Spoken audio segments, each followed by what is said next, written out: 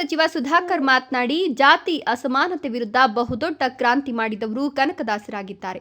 ರಂಗಸ್ಥಳ ರಂಗನಾಥ ಸ್ವಾಮಿಯ ಬಗ್ಗೆ ಕನಕದಾಸರು ಅನೇಕ ಕೀರ್ತನ ಸಾಹಿತ್ಯ ಮಾಡಿದ್ದಾರೆ. ಮೋಹನ ತರಂಗಿಣಿ, ಹರಿಭಕ್ತ ಸಾರ, ರಾಮಧಾನ್ಯ ಚರಿತೆ, ನಳಚರಿತ್ರೆ ಬರೆದಿದ್ದಾರೆ. ಜಾತಿ ಶೋಷಣೆ ಬಗ್ಗೆ ದೊಡ್ಡ ದನಿಯಾಗಿ ಸಾಹಿತ್ಯದ ಮೂಲಕ ಪ್ರತಿಭಟಿಸಿದ್ರು. ನಾವು ಬರೋದು ಗೊತ್ತಿಲ್ಲ, ಹೋಗೋದು ಗೊತ್ತಿಲ್ಲ, ಉಳಿದ ಬದುಕು ಸಮಾಜಕ್ಕೆ ಮಾದರಿ ಜೀವನ ಸಾಗಿಸೋಣ ಅಂದ್ರು. ಕನಕರ ಬದುಕು ಬರಹ ನಮ್ಮದಾಗ್ಲಿ, ಅವರು ಬಿಟ್ಟು ಹೋದ ಹಾದಿಯಲ್ಲಿ ನಾವೆಲ್ಲ ಸಾಗೋಣ ಅಂದ್ರು.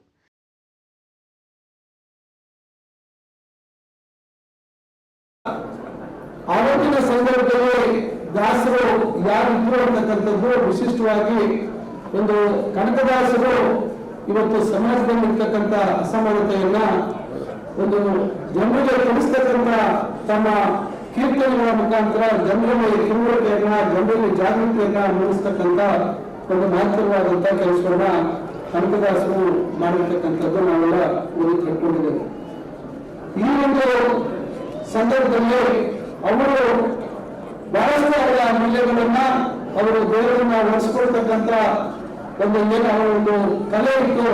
ಆ ಕೀರ್ತನೆಗಳ ಮುಖಾಂತರ ಅವರು ನಾವು ಏನು ಚರಿತ್ರೆಯಲ್ಲಿ ಕೇಳಿದ್ರೆ, ನಾವು ಕನಕನ ಕಿಂಡಿ ಬಗ್ಗೆ ಕೇಳಿದ್ರೆ, ನಾನು ಈಗಾಗಲೇ ಬೆಳಗ್ಗೆ ಮೆರವಣಿಗೆಗೆ ಚಾಲನೆ ಕೊಟ್ಟು ನಾನು ರಂಗಧಾಮ ನಮ್ಮ ರಂಗಸ್ಥಳಕ್ಕೆ ಹೋಗ್ತಕ್ಕಂಥ ಒಂದು ಕೆಲಸ ಮಾಡಿದ್ದು ಬಹಳ ಮುಖ್ಯಮಂತ್ರಿಗಳ ವಿಶೇಷ ಕಾಳಜಿಯಿಂದ ಕನ್ನಡ ಭವನ ಸಿದ್ಧವಾಗಿದೆ.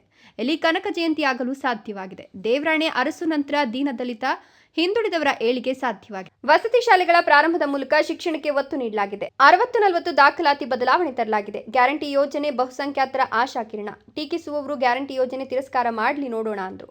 ನವೆಂಬರ್ 24ರಂದು ಮುಖ್ಯಮಂತ್ರಿ ಜಿಲ್ಲೆಗೆ ಬರ್ತಾರೆ. 1800 ಕೋಟಿ ಅಭಿವೃದ್ಧಿ ಯೋಜನೆಗೆ ಚಾಲನೆ ನೀಡಲಿದ್ದಾರೆ.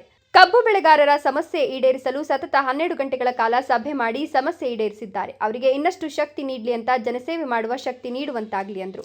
ಮೇಲು ಕೀಳು ಮಾಡಬಾರದು, ಪ್ರತಿಭೆಗೆ ಜಾತಿಯ ಸೋಂಕು ಅಂಟಿಸಬೇಡಿ, ಸಮುದಾಯದ ಮಕ್ಕಳಿಗೆ ಶಿಕ್ಷಣ ನೀಡಿ ಅಂದ್ರು.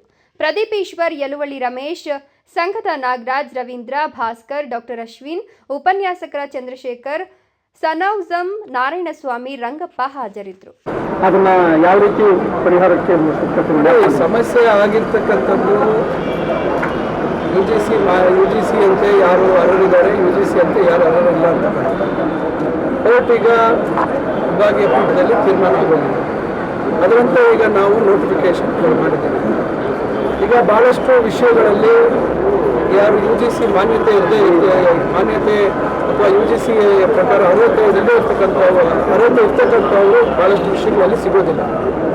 ಯುಜಿಸಿನೂ ಬಹಳಷ್ಟು ವಿಷಯಗಳಲ್ಲಿ ನೆಟ್ಟು ಸ್ಲಿಟ್ಟು ಪರೀಕ್ಷೆ ಮಾಡೋದಿಲ್ಲ. ಅಂಥದಕ್ಕೆ ಯುಜಿಸಿ ಅವರು ಅದಕ್ಕೆ ವಿನಾಯಿತಿಯನ್ನು ಕೊಟ್ಟಿದ್ದಾರೆ. ಅದಾಗಿಯೂ ಸಹ ಕೆಲವು ಸಂದರ್ಭದಲ್ಲಿ ಯುಜಿಸಿಯ ಎಲ್ಲ ಅರ್ಹತೆ ಪಡೆದಿರ್ತಕ್ಕಂಥವರ ಸಂಖ್ಯೆ ಕೂಡ ಮೇಲ್ನೋಟಕ್ಕೆ ಕಂಡರೂ ಕೂಡ ಕೌನ್ಸಿಲಿಂಗ್ ಮಾಡಿದಂಥ ಸಂದರ್ಭದಲ್ಲಿ ಎಲ್ಲರೂ ಬಂದು ಅತಿಥಿ ಉಪನ್ಯಾಸಕರ ಒಂದು ಹುದ್ದೆಯನ್ನು ಅಥವಾ ಕೆಲಸವನ್ನು ಮಾಡುವಂಥದ್ದು ಮುಂದೆ ಬರ್ತಾ ಇದೆ. ಮರಸನಹಳ್ಳಿ ನಾರಾಯಣಸ್ವಾಮಿ, ರಾಯಲ್ಸ್ ಕನ್ನಡ.